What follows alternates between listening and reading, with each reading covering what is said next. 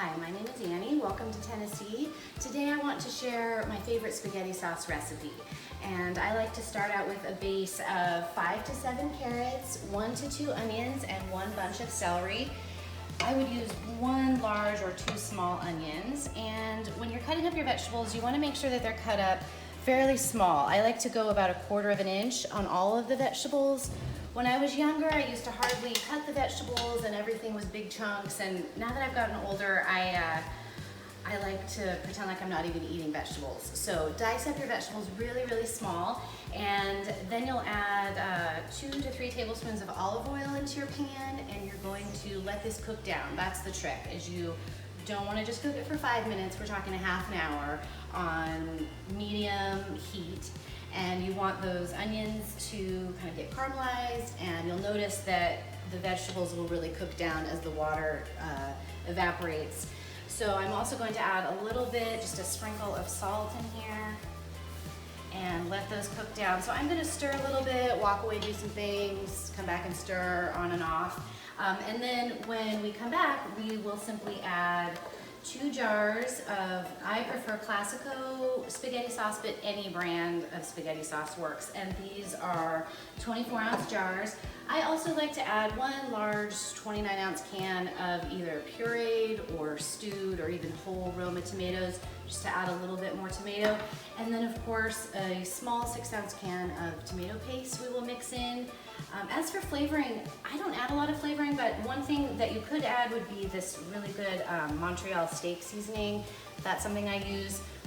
And so I'm just gonna let this cook now for, like I said, about 1/2 hour, and we'll be back to take a look.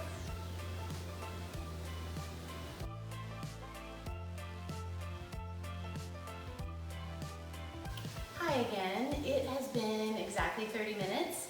And I'd like you to take a look at our yummy vegetables. They've really cooked it down and they've changed color a little bit. So now we know we're ready to add the rest of our ingredients. And here we are with our large can of puree. We're just gonna pour that in.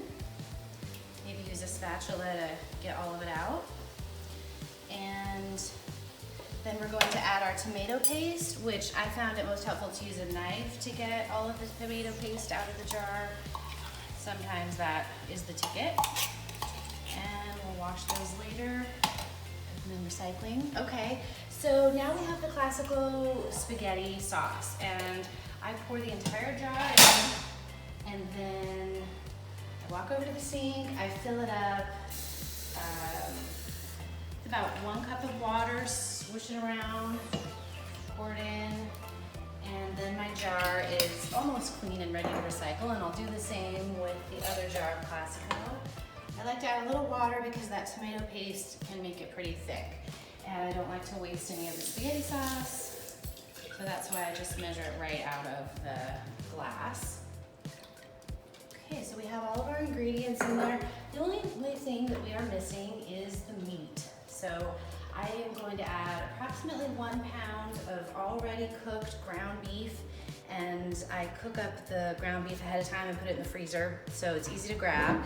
And this actually is probably more like 1.5 pounds of ground beef, so I will pour that in as well. And my grandpa used to add sausage, which was delicious. So if you are into sausage, you can slice little pieces of sausage and let that cook in here as well. And of course, that would be Italian sausage. So I'm just gonna stir this together, and if you're in a hurry, then you can be done and have dinner, but I like to let it cook and simmer for maybe another 1/2 hour. And if it gets too thick, you can add a little bit more water.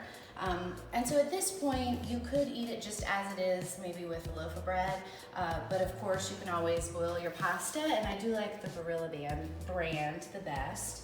And like I mentioned before, it's really, really good in lasagna. You just add the cheese, ricotta, noodles, and this, because that's basically all there is to lasagna. So I hope you enjoy this recipe. Leave us any comments if you have any. Thanks.